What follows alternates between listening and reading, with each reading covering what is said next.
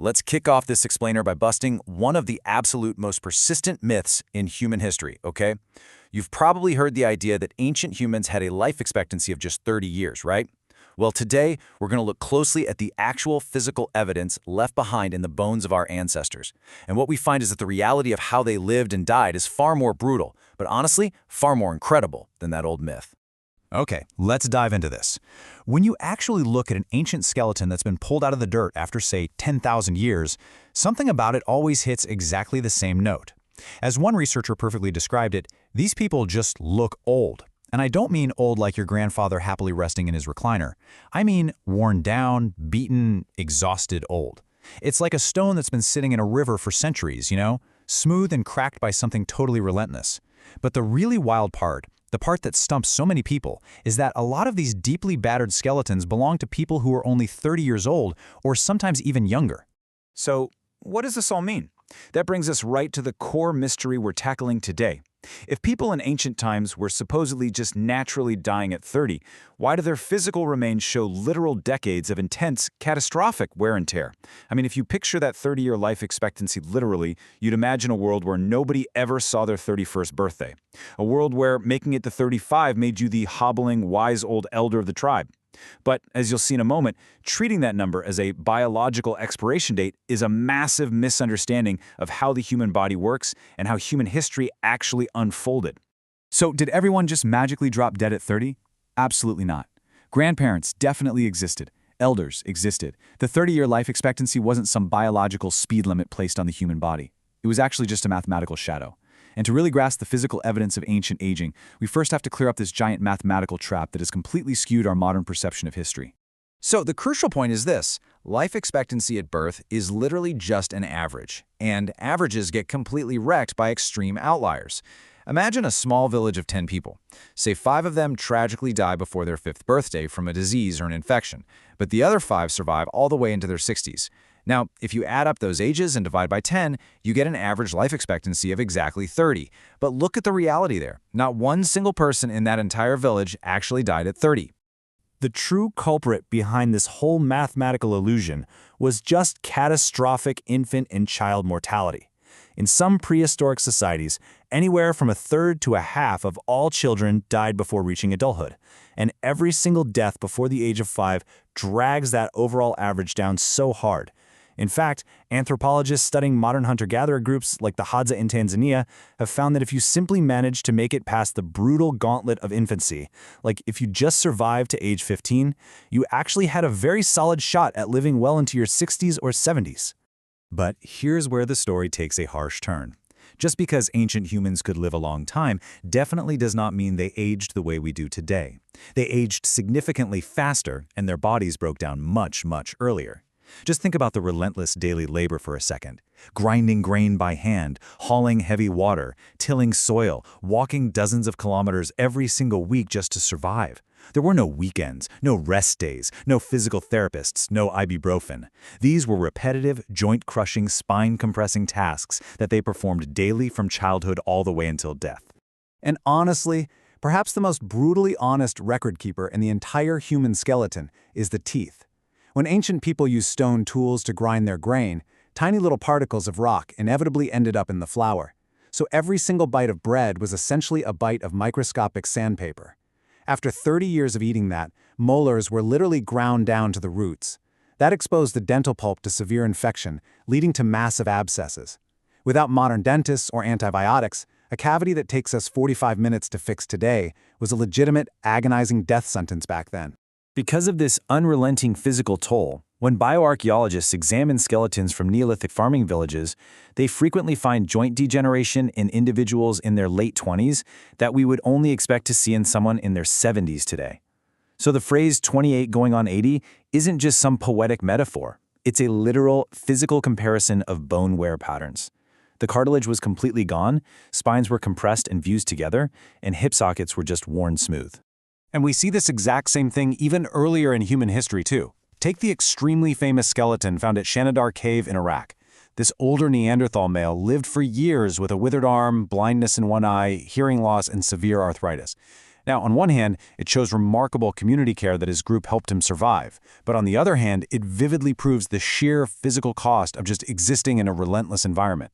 It was not a gentle, natural life. It was a low-grade war waged against your own body every single day. Plus, the damage wasn't just visible on the outside joints and bones. You know how we tend to think of cardiovascular disease as a modern problem caused by fast food and sitting at desks all day? Well, in 2009, researchers CT scanned 3,000-year-old Egyptian mummies and found that roughly half of them showed definite signs of atherosclerosis, hardened arteries. But these ancient people walked everywhere. Even the 5,000-year-old Iceman found frozen in the Alps had plaque buildup. Why? Because chronic, systemic inflammation from endless parasites and infections drives arterial damage from the inside out. Let's move to and see how this builds, because this health crisis only compounded when humans radically changed their lifestyle. Around 10,000 years ago, agriculture entered the picture. Now, you'd naturally think a stable food supply meant better health, right? Actually, it was a massive paradox. Farming meant settling down in permanent villages, literally living right next to your own waste and your newly domesticated animals. Because of this incredibly close proximity, entirely new categories of disease jumped species for the first time. Measles likely came from cattle, influenza from birds and pigs. Overall, human health took a massive, steep nosedive. Adding to that heavy disease load was a sudden and dramatic shift in nutrition. While hunter-gatherers ate an incredibly diverse, foraged diet, early farmers survived on a menu dominated by just a small handful of starchy, carbohydrate-heavy crops. This severe lack of variety led to awful nutritional deficiencies. Bioarchaeologists clearly see this written in the bones of early farmers. They discover these porous, spongy lesions inside the eye sockets, which are a direct visceral indicator of chronic anemia. And of course, we absolutely cannot talk about ancient aging without addressing something that disproportionately broke down half the population, and that is childbirth. For most of human history, pregnancy was a leading cause of death. But even when it didn't kill, it rapidly aged the body. Repeated pregnancies coupled with poor nutrition completely depleted a mother's calcium reserves and caused severe obstetric trauma to the pelvis and spine. A woman in her late 20s who had somehow survived 5 or 6 births possessed a skeleton that looked decades older than her actual chronological age. Seeing all this systemic breakdown, the worn-down teeth, the fused spines, the hardened arteries, it naturally leads us to zoom out for a second and ask a much deeper, almost philosophical question. Why does the human body age like this at all? I mean, if evolution is entirely about survival, why didn't our biological blueprint just build us to last indefinitely? Or at the very least, repair itself a bit more effectively? The answer comes down to a really brutal bit of biological logic, known as the disposable soma theory. Basically, every single calorie your body takes in is a trade-off between growth, reproduction, and repair. In an ancient world of scarce food and constant physical demand, evolution had to make a strategic choice. So, it invested heavily in getting you to reproductive age quickly, and just enough in repair to help you raise your children. After that, biologically speaking, you're on a limited warranty. Evolution got what it needed to keep the species going, and your body is simply left to gradually wind down. And this brilliantly illustrates the concept of antagonistic pleiotropy.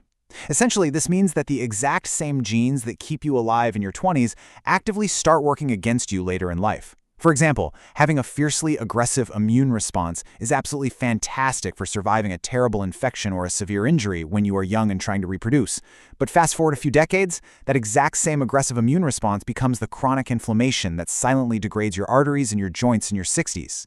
But there is a totally fascinating twist here that makes humans genuinely unusual. Unlike almost every other species on Earth, human females routinely live for decades after their reproductive years actually end. Why would evolution allow that? Well, enter the grandmother hypothesis. Researchers found that postmenopausal elders drastically improve the survival odds of their grandchildren by providing food, childcare, and absolutely crucial survival knowledge. Evolution actually incentivized humans to live into their 60s and 70s. You were incredibly valuable to your community, even if your body was simultaneously falling apart. So, the absolute crucial takeaway from this explainer is this. Ancient humans didn't age fast because they were biologically different from us. Genetically speaking, a newborn baby from 50,000 years ago, if dropped into a modern hospital today, would grow up and age exactly like you and me. The difference wasn't the biological blueprint itself, it was the brutal environment executing that blueprint. We didn't evolve a better body over time, we just engineered a radically gentler, cleaner, and more medically advanced world to put it in. Which leaves us with one final, pretty provocative thought. If our modern lifespans and graceful aging are entirely the result of the highly comfortable environment we've built around our ancient biology, what happens next? As our environment continues to radically change through new technologies, new diets, and entirely modern stressors, how will this ancient, heavily tested human body adapt to the world of the future? It's definitely something to keep in mind the next time you hear a simple myth about human history. Thanks so much for joining me on this explainer, and remember to always keep questioning what you think you know.